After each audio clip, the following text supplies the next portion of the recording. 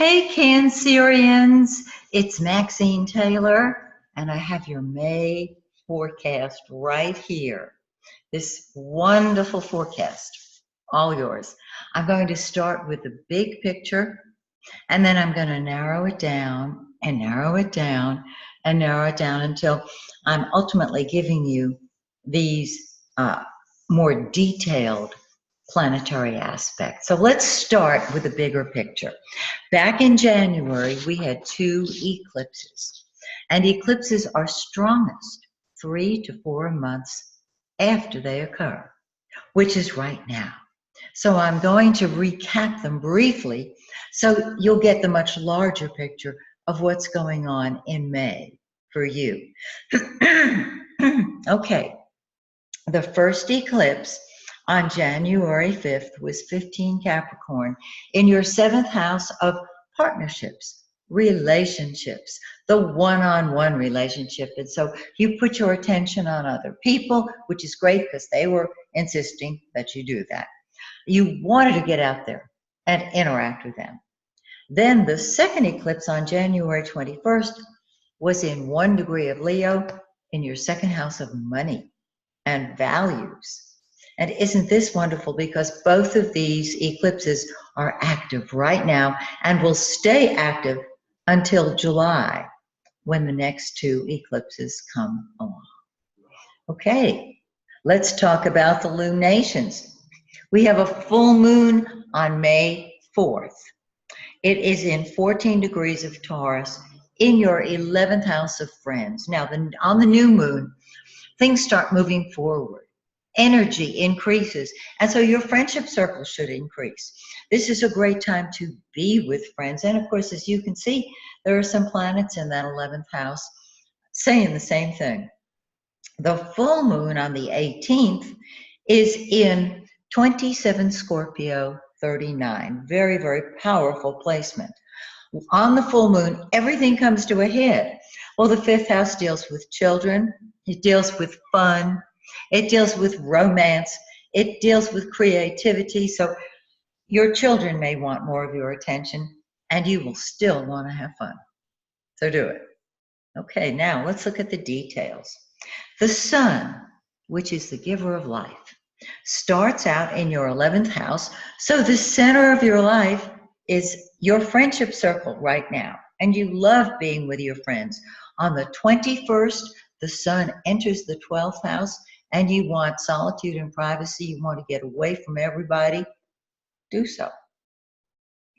Mercury, the blue planet, what we think about and talk about. It starts up here in your 10th house of career and publicity, public image, bringing you attention and helping you think about your career, about a position of leadership for yourself. It moves into the 11th house of friends, once again, big area, on the 6th. And then this helps you talk to your friends, communicate with your friends, think about them, and think about being a friend.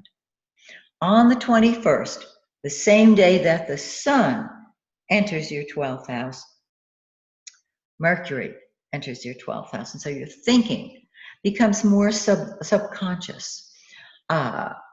Your ideas are more spiritually driven, and your communications are private. It's that simple. Okay, so the sun and Mercury will stay there the rest of the month. Let's talk about Venus. Venus is love. Venus is beauty. It is the lesser benefic. It just brings blessings. It's in your 10th house of your career, which brings you popularity. It helps you love the position of leadership and love what you're doing, the career that you're doing.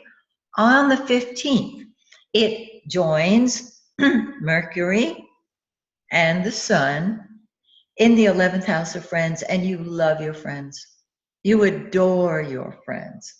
So, interestingly enough, you've got that beautiful Venus helping you be a friend to all.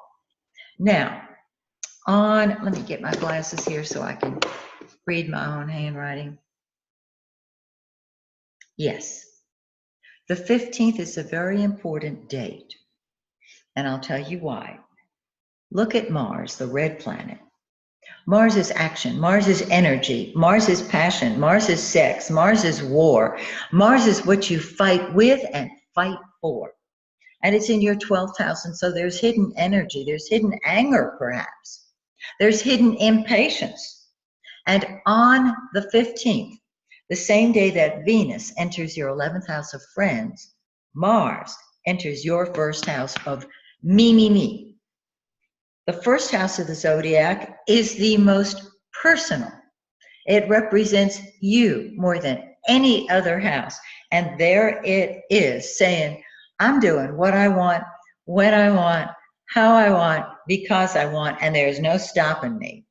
And you will feel Mars approaching your solar ascendant by about the 13th. By the 13th, 12th even, you're going to be antsy. You're going to be feeling that energy, and you will leap forward and say, out of my way or the highway. So bravo to you.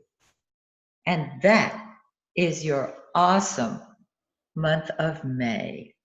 If you would like a personal chart for yourself, just go to my website, MaxineTaylor.com.